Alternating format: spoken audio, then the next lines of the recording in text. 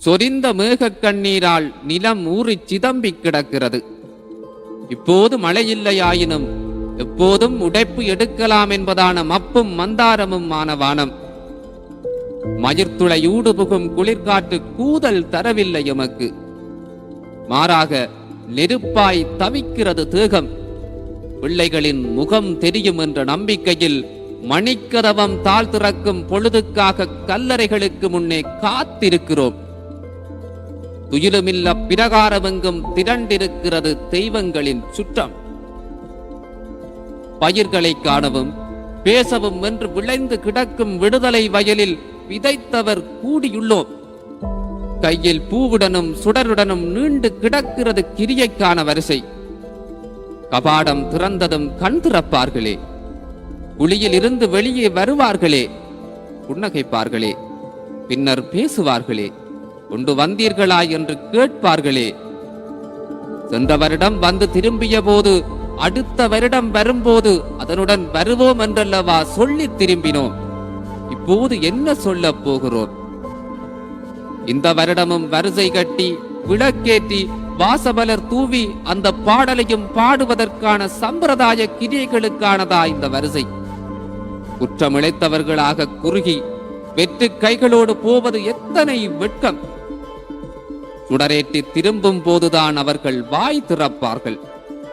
சுட்டரிக்க போகிறது அவர்களின் சுடுகேடு. எங்கே என் தேசம், என் ஆட்சி, என் தேசம்? எதிரொலிக்க போகும் அசரீதிக்கு எங்களிடம் என்ன பதிலுண்டு? மாவீரர் நாள் சம்பிரதாயங்களுக்கு இறுகிய சடங்கு நாள் அல்ல. திருவண்ணாமலை சோதி பெருநாள் அல்ல. இத்தனை பேரையுமா இழந்தோம் என்று இறங்கி எழும் நாளும் அல்ல. இன்னும் சொல்வதானால் இது அவர்களுக்கான நாள் அல்ல, எங்களுக்கான நாள். துயிலுமில்ல வாசல் கடக்கும் ஒவ்வொரு தடவையும் உள்ளே ஏதோ ஊதி பெருக்கிறதே, அதற்கான நாள்.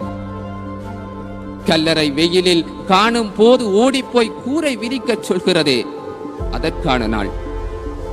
எத்தனை பிள்ளைகளை எத்தனை எத்தனை விதமாக கொடுத்தோம். நரம்புகளில் நஞ்சு ஊறியதாய், மேனியெங்கும் கந்தகம் பூசியதாய், கூட்டி அள்ளி வந்த சதை குவியல்களாக வகை மாதிரியில் எத்தனை வழியில் கொடுத்தோம். இன்று மௌனத்தில் உறைந்து கிடக்கிறது பிள்ளைகளின் தொட்டில் பரப்பு. நேரம் நொடிகளாக கரைய சுற்றம் விளக்கேற்ற தொடங்குகிறது. மகனே, மகளே, சூழலில் வழிகிறது பிரிவின் கனதி. கருவறை தாங்கிய உறவல்லவா அது பிள்ளைகளின் திருமுகம் தேடுகிறது.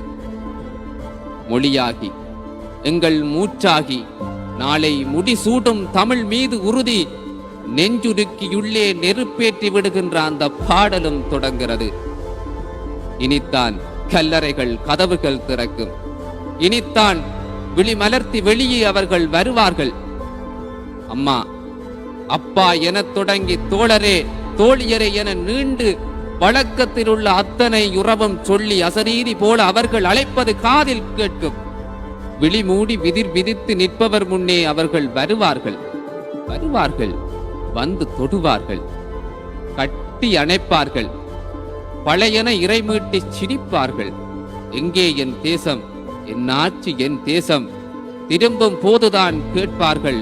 இந்த முறையும் பதிலற்றவர்களாக பந்தமேற்ற போவது எத்தனை பெரிய பாவம், எத்தனை பெரிய குற்றம்! காட்சிக்கு வைக்கப்பட்டவை அல்ல இந்த கல்லறைகள், இவை சாட்சிக்கு வைக்கப்பட்டவை என்பதை கணக்கில் எடுக்கவும். தாகம் சுமந்தவரின் வாசலில் நின்று சத்தியம் செய்யும் போது உண்மை மனிதராய் ஒளிர வேண்டும்.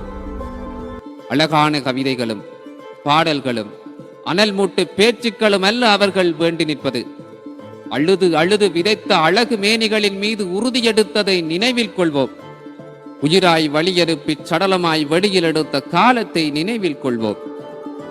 தீரா கனவுகளுடன் திரிந்த காலத்தையும் தொலைத்தாவிட்டோம். சகல ஊத்தைகளையும் உறங்கி கழுவி உண்மை மனிதராக கல்லறைக்கு முன்னே இனி நிற்போம். அவர்கள் முகம் பார்த்து முறுவல் செய்வோம். உங்கள் கனவுகளை நெஞ்சில் புதைத்தோ உறுதி சொல்வதாய் சொல்வோம். தாய் மீதும் தமிழ் மீதும் தலைவன் மீதும் உங்கள் கல்லறை மீதும் கனவுகள் மீதும் சொல்லும் உறுதியுடன் தொடர்வோம். பயணம் எனச் சொல்லி வெளியே வருவோம்.